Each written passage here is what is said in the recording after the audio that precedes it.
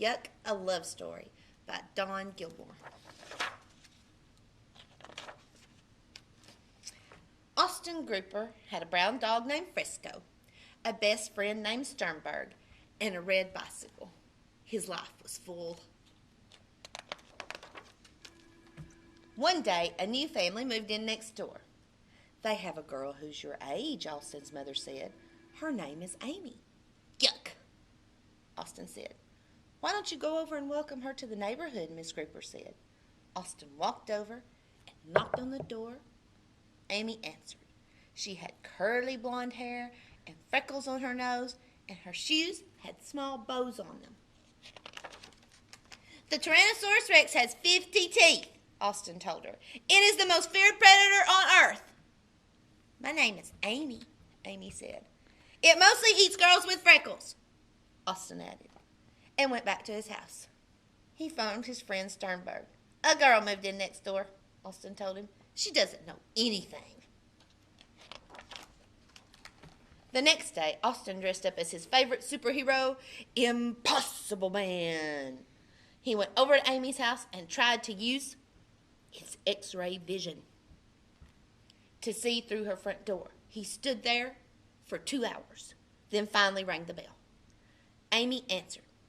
I can see through doors and walls with my X-ray vision, Austin said. That's impossible, said Amy. That's why I'm called Impossible Man, Austin said, and went home. Why did girls have to live next door to him? He thought. Why did they have to live anywhere? 3 days went by. Then Austin built a life-size statue of an apatosaurus out of popsicle sticks in Amy's yard. It was bigger than her house. Amy came out and stared up at it. Dinosaurs had very small brains, Amy said. She was wearing a blue sweater with horses on it.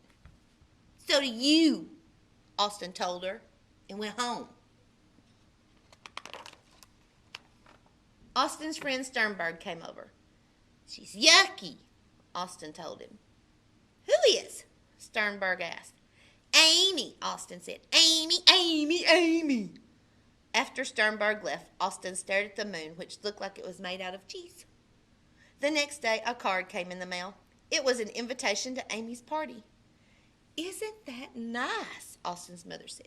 Yuck, Austin said. The night before Amy's birthday, Austin dressed up as a cowboy and went out into his yard with a very, very long rope. The moon was as round as a plum. He was going to lasso it and give it to Amy for her birthday. He twirled the rope around his head and threw it as high as he could.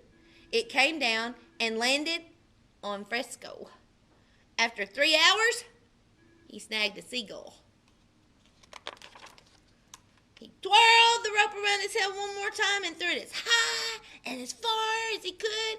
It settled around the bright white moon. He pulled, but the moon was heavier than he thought. It bobbed at the end of the rope like a huge helium-filled balloon. Austin struggled with it and staggered out of the yard and bounced down the street, still holding the rope.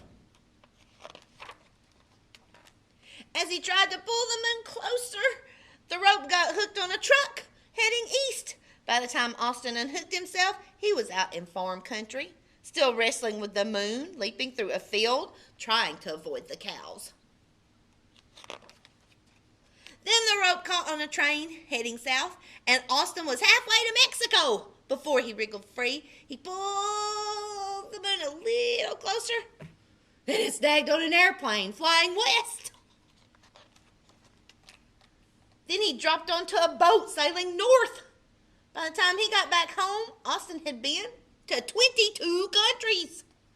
A polar bear had eaten part of the moon in the Arctic. It was a bit soggy, and there was a dent on one side, but Austin had the moon back just in time for Amy's party. He tied it to a tree in her yard and went in. He watched Amy open all her presents. She got a book, and a bike, and a hamster, and Austin told Amy that his present to her was outside. She went out with him. Her birthday dress was red and it shimmered slightly when she walked. "Thank you, Austin," she said when she saw the moon. "It's awfully big." "It's the moon," Austin said. "It only comes in one size." The moon, it turned out, was made of cheese. Blue cheese. It didn't smell so great, actually. Amy broke off a piece and tasted it. "Ooh, yuck," she said. She offered a piece to Austin, who tasted it.